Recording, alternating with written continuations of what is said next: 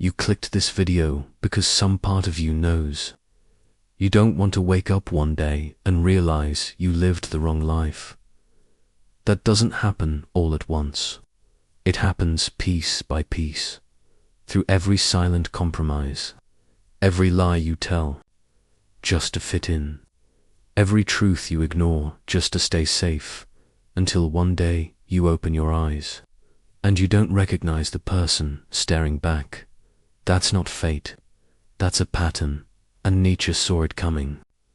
Behind all his rage, behind all his fire, was one message. You'll either learn now, or suffer later. And if you're watching this, there's still time.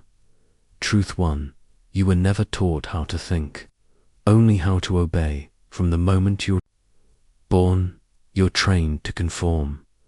Raise your hand, sit still, memorize, repeat. No one asks what you think. They only tell you what to think. And worse, you're rewarded for repeating it. Nietzsche believed this was the death of the individual spirit, because the crowd doesn't want you to think. It wants you to agree, and so people mistake obedience for intelligence. They master the art of mimicking success, of following rules, of doing what's expected, but they lose the ability to question. And once you lose that, you don't just lose your freedom, you lose yourself. Real thinking is dangerous. It threatens systems. But Nietzsche saw it clearly. A life lived without independent thought isn't a life at all. It's just a performance in someone else's story. And by the time most people realize it, they're already trapped in a life they didn't choose. Truth 2, most people want comfort more than truth. Show people the truth, and they won't thank you. They'll reject you, because comfort is addictive. It's warm, familiar, predictable. The truth is cold, unforgiving, inconvenient. Nietzsche saw it in every generation. People pretend to love truth, but what they really crave is reassurance. They don't want to be awakened. They want to be coddled, so they build lives on easy answers, on feel-good slogans, on borrowed opinions, not because they're evil, but because they're afraid. But the truth doesn't bend for your fear. It doesn't soften itself to spare your feelings. It shows reality exactly as it is, not as you wish it to be. And most people can't handle that, so they choose distraction, ignorance, fantasy, until one day truth smashes through their comfort. But by then, it's usually too late.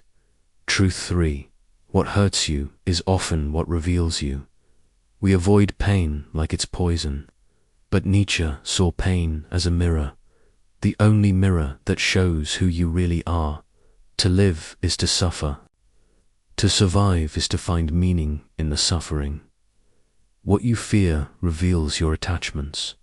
What breaks you reveals your neglect. What you fight reveals who you think you are. But instead of listening to pain, people silence it. They medicate. They distract. They numb, but pain doesn't vanish. It waits. It grows. And eventually it forces a confrontation. Nietzsche didn't believe in running from pain.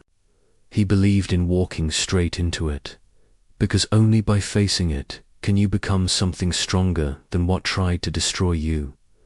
By the time most people realize pain wasn't their enemy, they've already lost years avoiding it.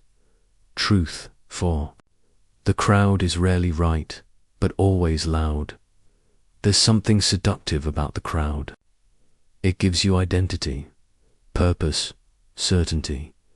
You feel safe because everyone else believes the same thing.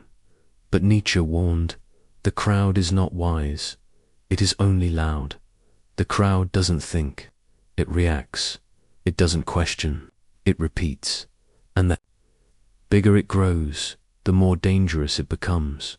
He wrote, insanity in individuals is rare, but in groups, parties, nations, and epochs it is the rule. Most people realize too late that they built their lives on the approval of people who were just as lost as they were. They didn't chase truth. They chased validation. They didn't stand for something. They blended in. And the tragedy is this. By the time they realized the crowd was wrong, they've already sacrificed their individuality belong. If you want to live a life that's truly yours, you will have to disappoint the crowd. And most people, Nietzsche said, aren't brave enough to doth it until their time has run out. The fifth truth. Kindness without strength makes you a target.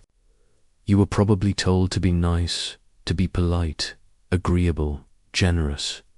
But nature didn't glorify blind kindness. He saw that without strength, kindness becomes weakness. Because predators don't respect kindness, they exploit it. Takers don't stop because he's generous, they take more. Thorold doesn't reward softness. It rewards strategy, Nietzsche wrote. The weak are always forced to lie. Why? Because without strength, you can't afford honesty. You suppress your needs, hide your boundaries, shrink your voice, all in the name of peace. But peace without power isn't peace, it's submission. The person who's kind and strong, that person changes lives, but the person who's only kind, they get used, discarded, and forgotten. And most people only learn this after years of betrayal by friends, family, and even themselves. You've now heard 5 truths people only realize when they've already paid their price. But this is only the beginning. Because the next 4 truths are darker. They explain why your disciplined bores, why your shadow keeps sabotaging you, and why people say they support you until you finally start to succeed. It gets more personal, more uncomfortable, and far more real. If y'all think you're ready for that, let's go. The 6th truth. Discipline is it's self-respect. Most people chase motivation like it's a magic key. They wait for the right mood, the perfect setup, the inspirational quote that'll push them forward. But Nietzsche would laugh at that because he understood something deeper. The person who waits for motivation is already surrendering their power. Discipline, Nietzsche knew, wasn't about hustle culture or punishment. It was about integrity. He believed a person's ability to act despite their feelings, especially when it's hard, is the purest form of self-respect. Think about it. You brush your teeth. Not because you're inspired, but because it's who you are. You protect your boundaries, not because it's easy, but because they matter to you. Discipline isn't fueled by mood, it's rooted in meaning. When you tie actions to how you feel in themament, you build a life on sand. But when you act from your values, even on hard days, you become someone solid, someone dependable, someone unstoppable. Most people learn this only after years of broken goals, missed opportunities, and self-betrayals. They think they have a motivation problem. But what they really have is a respect problem. The 7th truth. People support you until you threaten their identity. Everyone loves the idea of you improving as long as you don't surpass them, as long as your growth doesn't challenge your comfort zone, their status, or their unspoken narratives. NZ was brutally honest about this. He believed that most people don't consciously want you to fail, but they also don't truly want you to evolve past the role they've assigned you. Why? Because your growth forces them to confront their own stagnation. Your success reveals their excuses. Your transformation breaks the equilibrium. That's why when you start setting boundaries, chasing ambition, or speaking your truth, some people won't celebrate. They'll distance, they'll mock, they'll suddenly not vibe with you anymore.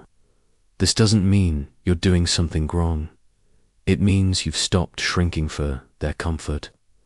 Most people only realize this after losing relationships she thought were forever. But those relationships were built on the version of you that never changed. And that version is gone.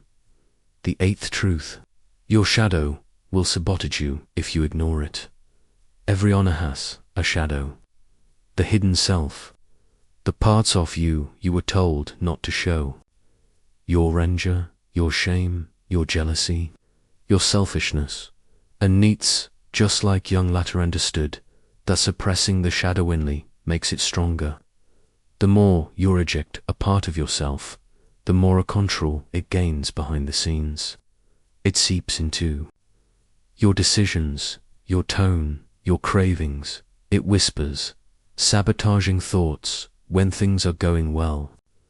It lashes out when you're finally close to peace. People think being good means being harmless, but Nietzsche saw that real strength comes from integrating the shadow, not hiding it, because a person who knows their darkness doesn't get controlled by it. Imagine your shadow like a child locked in a basement. The longer it's ignored, the louder it screams and the more damage it causes.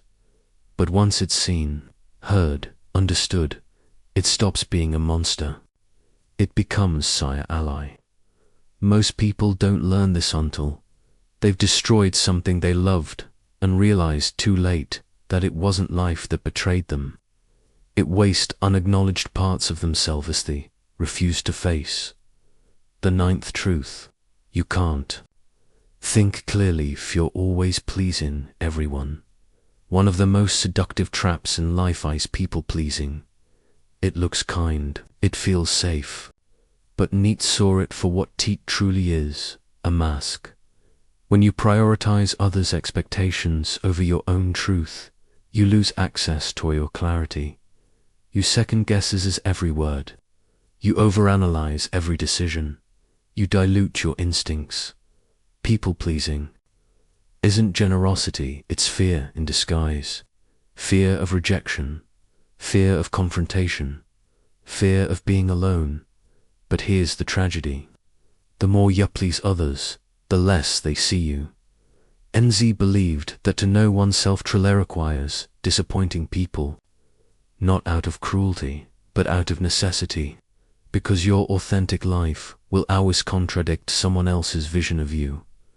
Most people don't realize this until they look around one day and wonder, why does no one actually know the real me? It's because you trained them to love your performance, not your truth. And by the time that truth finally demands to be seen, the people around you might not recognize it, or worse, they might resent it. You've now heard 9 truths, and each one is like a quiet scream from your future self, warning you of what happens when you ignore them. But we're not done, because in the final 4 truths, we'll go even deeper. We'll talk about why you stay empty even after doing everything right, why attention is replacing meaning, and how Nietzsche saw death not as an end, but as a mirror. The final part will challenge you not just to think, but to change. Let's dive in. The 10th truth. You can still feel empty after doing everything right. We're taught that if we check the boxes, get the degree, land the job, find the partner, stay out of trouble, then happiness will follow. But Nietzsche saw the hollowness behind these promises. He believed that doing everything right often leads people not to joy but to quiet despair. Why?